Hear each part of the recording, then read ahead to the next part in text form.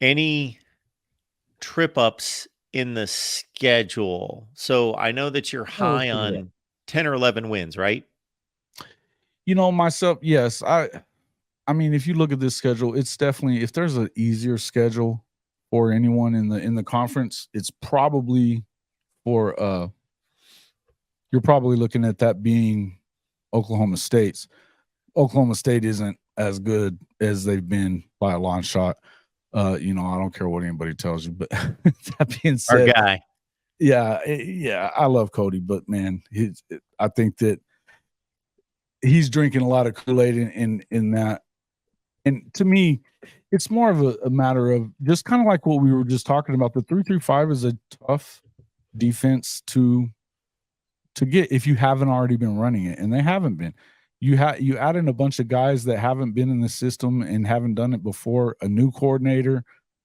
It just seems like a lot of young guys on that defense as well. Could they be a little better than what you saw from OU last year? Probably.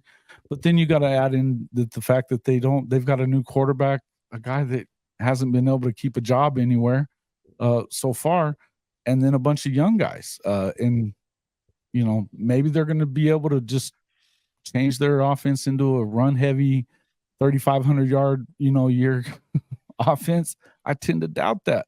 But that being said, uh, you know, when you start looking at Oklahoma, if there's another quote unquote easy schedule, it's that one. They only leave the state of Oklahoma 3 times the entire season. One of those times being for the Red River shootout with Texas. Dallas is basically a home game for both of those teams, so it's not like it bothers them to take that trip. The other one is to Cincinnati, who I think everybody mostly expects is going to struggle in its first year in this conference. New coaching staff, a lot of new players. The better part of those of that program that was very good probably went with Coach Fickle, right, to Wisconsin.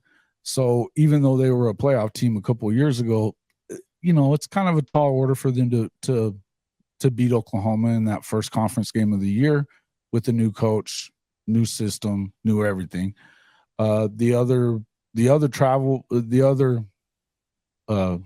time leaving the state would be second to last game of the season against BYU, which is definitely a tough place to play. I'm sure it'll be a night game. That's one of the toughest places probably in the country to play. I could definitely see a loss happening there if they're going to have one.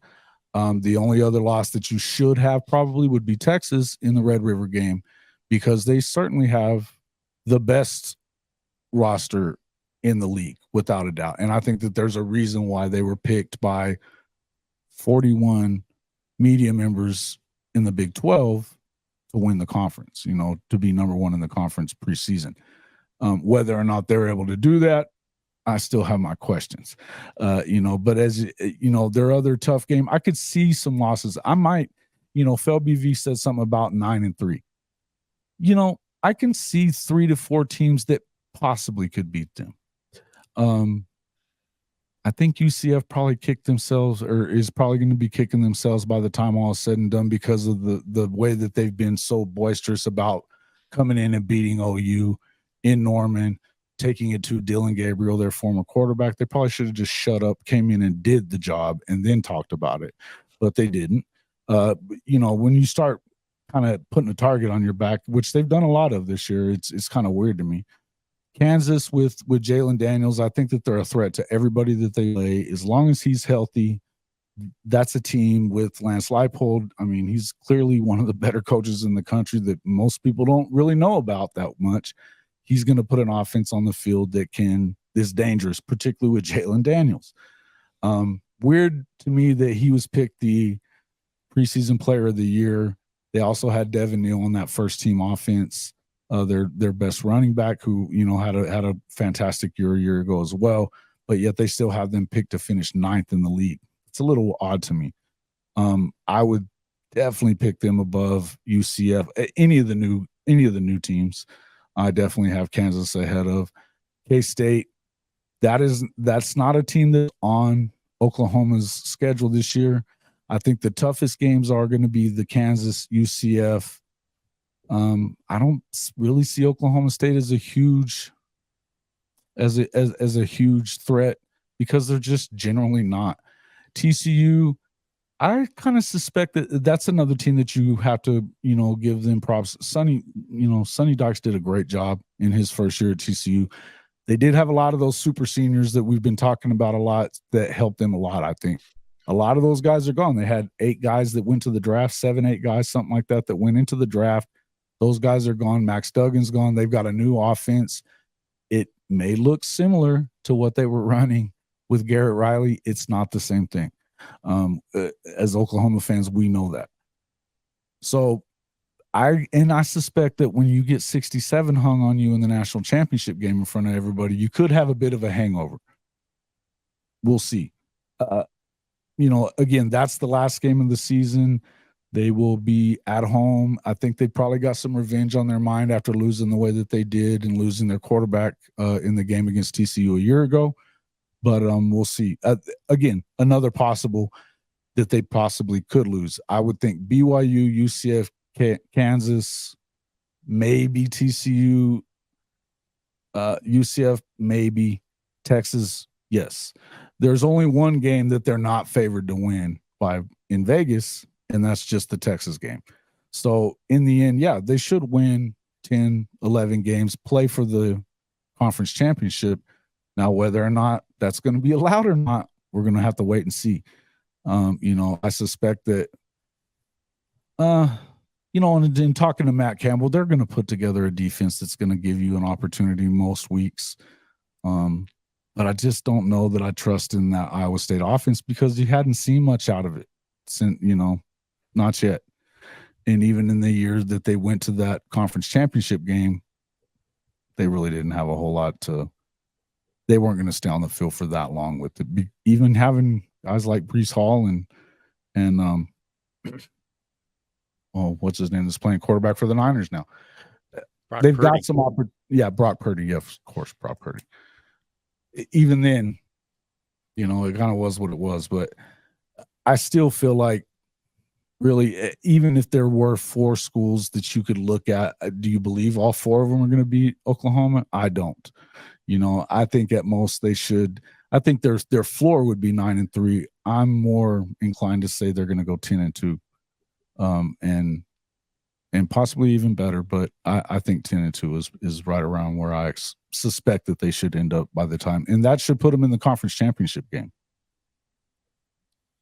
And so, just to make sure, with 14 teams in the league this year, 9 conference games, you're missing 4 teams. And so for Oklahoma, it's Kansas State, Texas Tech, Houston, Baylor. That's who they're missing. So I think they're catching a break with no Kansas State, no Texas Tech in particular. Absolutely. That's 3 losses that they had a year ago. 3 out of their 7 were to Tech in the last game of the year. They lost that game to Baylor, as we talked about earlier, right at the wire. And they've lost to Kansas State 3 out of the last 4 years. If they see them, it'll be in the conference championship game. I still believe that K-State is probably, to me, you can't not favor them. Now, their schedules, it works out to be tougher. It works out to be tougher. They have to go to Texas towards the end of the season, as does Texas Tech. That's my other dark horse team that I would suspect would be kind of those 2 schools that I suspect should be able to maybe knock out Texas and maybe get in there. In the end, I don't see any of those schools that are going up against Oklahoma that I really think they're going to give them enough of a hard time or knock them out of it. Because even if you have 1 loss, even 2, you would suspect one of them could be Texas. Then if you lost another one, even finishing off 10-2, you're still in that championship game, and then but Texas should still get there as well because they get to host both Tech and K-State at the end of the year. They don't have to play TCU this season. They don't play Oklahoma State, which probably they wish they could because, again, I think that they're down. But Oklahoma, the 3 of their losses from a year ago, not on the schedule, and one of their other losses, West Virginia, that was kind of fluky the way that happened. Again, it was another one of those things where it just, bad luck at the wrong time and a couple of things go differently. I mean, I can remember that, you had an offsides on a screenplay that was a touchdown. Had he had just waited half a second before he crossed the line of scrimmage, that's a touchdown instead of an offside play. They don't end up scoring there. That would have been a win. They also had some defensive penalties at the wrong time that kept that West Virginia drive alive at the end of the game, and they got beat. You play on the road and you make mistakes like that. That's what happens. They get them in Norman this year. I would suspect things will be a little bit different.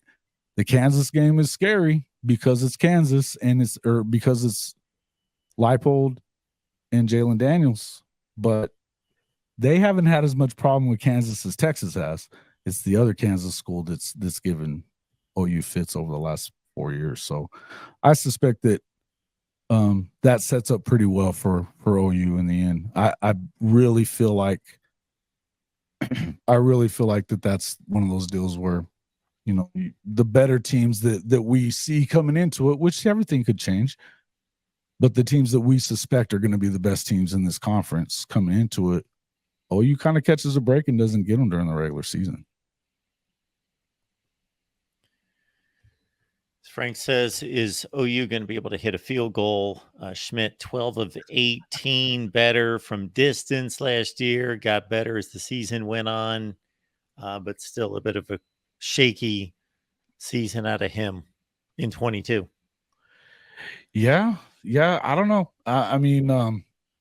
You would definitely hope that it's a little better.